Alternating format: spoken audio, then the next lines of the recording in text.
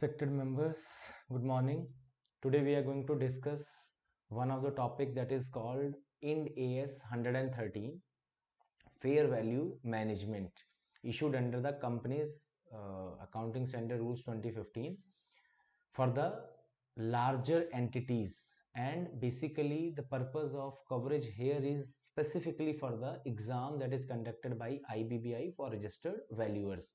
So right now I'm going to discuss along with the questions some basic and important points for of this particular standard, that is Ind AS 130. So have a look on this. My name is Abhishek S. Chauhan. Let's start this particular topic. The first and foremost question is the objective of Indian Accounting Standard 113. नाम से idea लग जाता है हम लोगों को. The name of this particular standard is fair value management. Whenever there is a requirement of calculation of fair value, this standard has to be applied. And the first question is basically defines the same item, that it defines the fair value, correct, sets out a framework for measuring of fair value of particular securities, that is also correct, and it also requires the disclosures regarding the fair value. जो एक normal accounting standard काम करता है वही ये करता है अपने नाम के अनुरूप. तो the correct answer for this is all of them. Defines fair value, sets out framework. Third is the disclosures requirement. Fair value is a, for this purpose I will also enclose one PPT that is issued by ICAI RVO for this, for the reference purpose. If you want to go through that particular PPT once, then you will be able to answer all these questions in a very fast manner.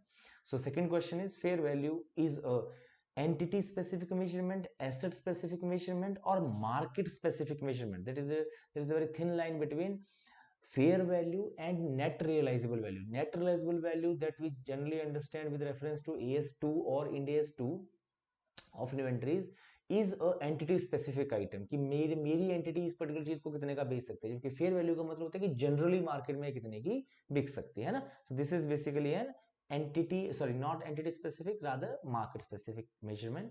Third is defined as the price that would be received to sell an asset or paid to transfer a liability in an orderly transaction. Orderly मतलब कोई distress sale नहीं होनी चाहिए, कोई related party के बीच में sale नहीं होनी चाहिए, between market participants at the measurement date. This is called fair value. The next is, are the buyers and sellers in the principal market or most advantageous market for the asset or liability that are independent. वो independent है, याद रखना है आप लोगों ने. knowledgeable है वो, competent है, and willing to enter into a transaction है. चार definitions होती है market participant की, कि किसको आप market participant बोलोगे. जो independent होता है, इसके ऊपर भी आगे MCQ आएगा. जो knowledgeable होता है, जो enter करना चाहता है इस तरीके का transaction को और enter करने का competent भी है, उसी को हम बोलेंगे मार्केट पार्टिसिपेंट्स. के बीच में एक ऑर्डरली किया गया ट्रांजैक्शन को ही हम लोग क्या बोल, सॉरी, उस पर्सन को क्या बोल देते हैं, मार्केट पार्टिसिपेंट्स. और मार्केट पार्टिसिपेंट्स के साथ किए गए ट्रांजैक्शन को ही हम लोग क्या बोल देते हैं, फेयर प्राइस या fair value. Which of the following is the characteristic of the fair value? It is a price paid when asset is sold to a related party. Already discussed. नहीं. It is a price when the asset is sold to an orderly transaction. Distress नहीं होना चाहिए. Orderly मतलब arm's length transaction. Price at which the transfer of property would take place between market participants. This is true. This is true. Price at which transfer liability would take place between related parties. This is not true. So correct answer is 2 and 3. Fair value should be determined based on the exit price and orderly transaction. Exit price का मतलब क्या होता है कि जब आप asset को खरीदने गए, that price is called cost price, है ना, वो प्राइस नहीं. जब आप बेच के बाहर निकलना चाहो इस एसेट से, that is called, this terminology used under Ind AS 13 is called exit price in an orderly transaction. Arm's length transaction should not be between related party, should not be under a distress type of situation. Then as per 113, an orderly transaction is sale due to liquidation. This is distress sale. Distress sale भी नहीं, मजबूरी में भी नहीं. A sale in current market condition, at present जो situation चल रही है उसमें करी गई सेल को. लिक्विडेशन इज अ मजबूरी सेल, है ना, और डिस्ट्रेस भी एक मजबूरी में करी गई सेल होती है. Ind AS 113 basically applies to when another Ind AS, already discussed, जब किसी भी आपके पास कोई और Ind AS में कहीं पे फेयर वैल्यू की जरूरत पड़ती है और उस Ind AS में कहीं पे भी उस फेयर वैल्यू को निकालने का तरीका नहीं है, एक ही स्पेसिफिक Ind AS है इसके ऊपर, that is called 113. Then it says the highest and best use of a non-financial asset. जो भी आपकी ऐसी एसेट्स होती हैं जो नॉन फाइनेंशियल होती हैं, फॉर एग्जांपल टेबल है, कुर्सी है, लैपटॉप है, इनसे डायरेक्टली कोई पैसा जनरेट नहीं होता, इनको यूज करके पैसा जनरेट होता है ना। तो उस सिचुएशन में हम हमेशा इनकी जब फेयर वैल्यू निकालेंगे तो ये कोशिश की जाती है कि इनका बेस्ट यूज क्या हो सकता है। फॉर एग्जांपल जब हम AS28 लगाते थे इंपेयरमेंट के टाइम पे, तब भी हम लोग एक चीज चेक करते होते थे कि इसका नेट सेलिंग प्राइस, बेच के क्या पैसा मिल सकता है और इसको यूज करके क्या पैसा मिल सकता है। तो whichever is higher is generally treated as the price और value of that particular asset during the impairment also, है ना, या रिकवरेबल अमाउंट उसको बोलते थे हम लोग। तो यहां पर भी हाईएस्ट एंड बेस्ट जो भी नॉन फाइनेंशियल एसेट, जिससे डायरेक्टली कैश रिकवर नहीं होता हमारा, फाइनेंशियल एसेट जैसे डायरेक्टली कैश आना है फिर तो उसकी वैल्यू डायरेक्टली निकल जाएगी, पर जैसे डायरेक्टली कैश नहीं आना है उसका बेस्ट यूज, बेच के बेस्ट हो जाएगा तो बेच के देख लेंगे, यूज करके फ्यूचर में जो कैश फ्लो उनकी प्रेजेंट वैल्यू ज्यादा आ जाएगी तो वो देख लेंगे। पर देखा क्या जाएगा, highest and best use of always non financial assets. Under acquisition accounting fair value of asset will be the cost paid for the asset. अगर मैं किसी के बिजनेस को एक्वायर करने के लिए, सॉरी बिजनेस को नहीं, किसी के एसेट्स को एक्वायर करने के लिए गया, मैंने उसके लिए 1 लाख रुपए पे किए, ठीक है, तो मेरे लिए उसकी जो कॉस्ट है वही उसकी फेयर वैल्यू है, अगर इसमें कोई अनबायस्ड ट्रांजैक्शन ये कहीं पे नहीं है ना। In acquisition accounting fair price of quoted investment, quoted मतलब जो मार्केट में ऑलरेडी किसी रेट पर किसी स्टॉक एक्सचेंज पर कोटेड है, should be based upon the market price. जब मैं किसी को एक्वायर कर रहा हूं तो उसकी बुक्स में कोई इन्वेस्टमेंट है, किसी कंपनी के शेयर है और वो मार्केट में ट्रेडेबल है, तो जिस रेट पे वो ट्रेड हो रहे हैं, जो उसका मार्केट प्राइस है, वही मेरे लिए क्या मान ली जाएगी, फेयर वैल्यू मान ली जाएगी। क्योंकि on consolidation total fair value of asset less purchase consideration, मैंने आपके बिजनेस को एक्वायर किया, आपके वहां से 100 रुपए का नेट एसेट टेक ओवर की, 100 रुपए के बजाय मैंने आपको 120 रुपए दिए, तो extra 20 rupees that is paid is called goodwill, that is are the future economic benefits that I will generate from the acquisition of your business. This is A is to disclosure requirement 113 does not apply। 3 standards हैं जिनके provisions के ऊपर नहीं होते हैं। The first one is share based payment 102, Ind AS 17 is now replaced by Ind AS 116 from 1419 till 1419. If you have a question, then it is Ind AS 17. Then measurement that have been Ind AS 2, basically inventory 116 लीजेस and 102 के regarding अगर कोई fair value निकलती है तो उसकी कोई disclosure requirements under 113 नहीं चलती हैं इसके ऊपर। तो basically the answer of this question is all of the above. The price in the principal or most advantageous market used to measure the fair value of the asset or liability shall not be adjusted for transaction cost. It should be adjusted for transaction cost, sorry, transportation cost. So basically fair value is जो market price है minus the transportation cost is called fair value, है ना। transaction cost उसमें से कभी minus नहीं की जाती है। This market price can be in principal market or in the most advantageous market if the principal market is not available. The next is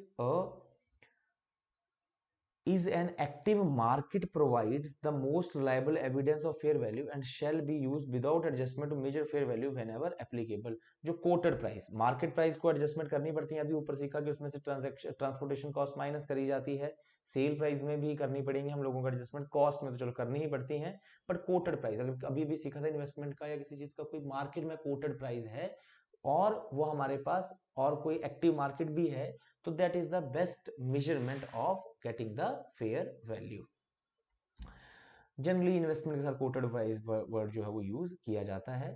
the next is the dash uses the discount rate which is derived from observed rate of return for comparable assets or liabilities that are traded in the market। जो भी हम लोगों के पास यहां पे sir ये इसका answer expected present value technique या प्रेजेंट वैल्यू टेक्निक या कैश फ्लो टेक्निक क्यों नहीं हो सकता, क्योंकि इसका जो ज्यादा एक्यूरेट आंसर है, जो ब्रॉडर टर्म पे इन सब चीजों को, इन तीनों आंसर्स को कवर कर लेते, that is called discount rate adjustment technique.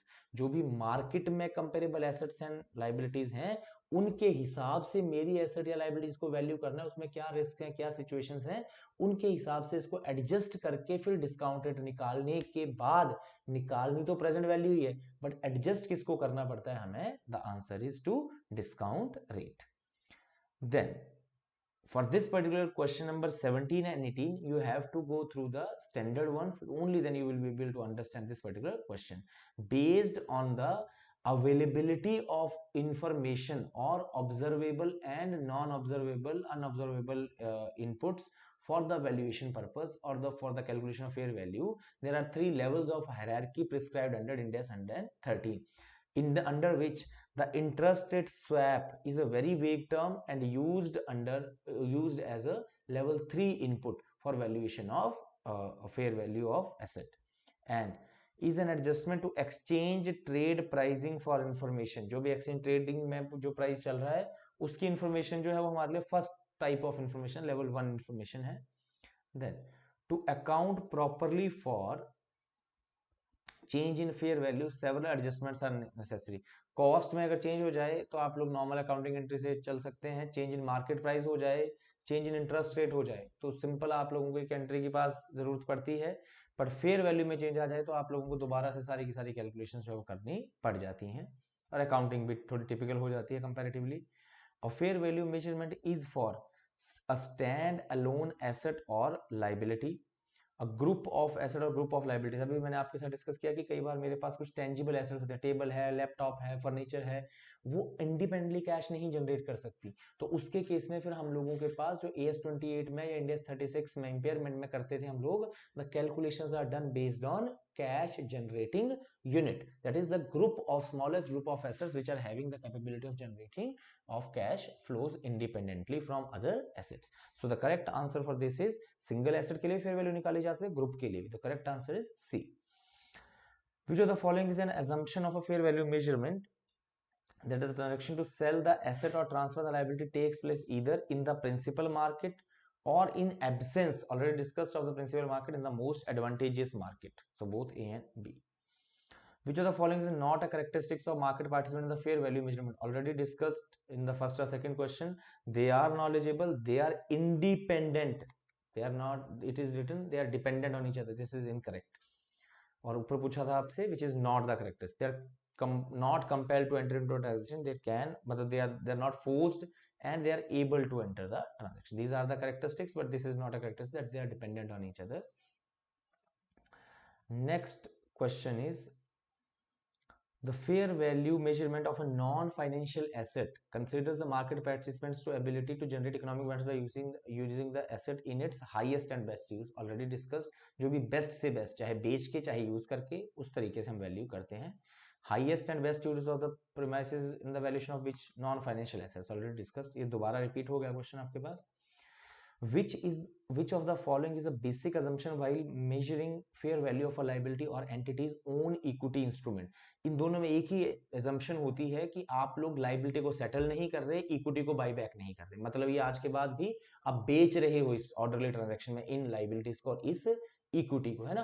तो आपके मार्केट पार्टिसिपेंट से आपको क्या पैसा मिलने की उम्मीद है. ये नहीं कि आप बेच के फिर बाई बैक कर लो या आप सिर्फ लाइबिलिटी को सेटल डाउन कर लो मजबूरी में, है ना, सामने वाले के साथ. विजय माल्या के अब सेटल करना चाहे उस अमाउंट को और कम पैसों पे सेटल कर दे, that will not be the fair value of that liability. The fair value of that liability is if he has to settle down it with the market participant and the liability still should exist after that. So the correct answer is C if you read the both alternative options. Using the fair value concept, company measure and report the value of certain assets and liabilities on the basis of their actual or estimated fair price. Actual भी हो सकता है, market और estimated. इनका जो correct answer है वो है एक्चुअल. भी आपके पास मार्केट प्राइस निकल सकता है, एक्चुअल और फेयर मार्केट प्राइस के बेस पे वो आपकी सर्टेन कुछ एसेट्स और लाइबिलिटीज की वैल्यू कर सकता है. The primary advantage of accounting is to provide accurate assets and liability valuation on a going concern to the user of the company's reported financial information. The fair value, यही advantage है fair value की कि अगर आपने आज से 40 साल पहले एक लैंड खरीदी थी, वो 20,000 रुपए की थी, आज उसकी कीमत 100 करोड़ है. तो उस सिचुएशन में आज के टाइम पे अगर 20,000 रुपए दिखाओगे तो कभी भी आपके यूजर्स को करेक्ट आपके बिजनेस की इन्फॉर्मेशन, फाइनेंशियल पोजीशन की इन्फॉर्मेशन नहीं मिलेगी. जब उसको 100 करोड़ पे, दैट मींस फेयर वैल्यू पे दिखाना शुरू करोगे, तभी आपके उसको जो है वो सही इन्फॉर्मेशन इन्वेस्टर को मिलती है. When measuring the fair value of a liability, an entity shall take into account the effect of which of the following risk? Credit risk. The answer is this, you have to remember. Okay? जब उसने अपनी liability की value करनी होती है तो credit risk को उसको ध्यान में रखना पड़ता है, मार्केट रिस्क या नॉन परफॉर्मेंस रिस्क नाम की चीज कुछ भी नहीं है ना। सो these are the questions, the balance 28 questions I will discuss in the second part of this video.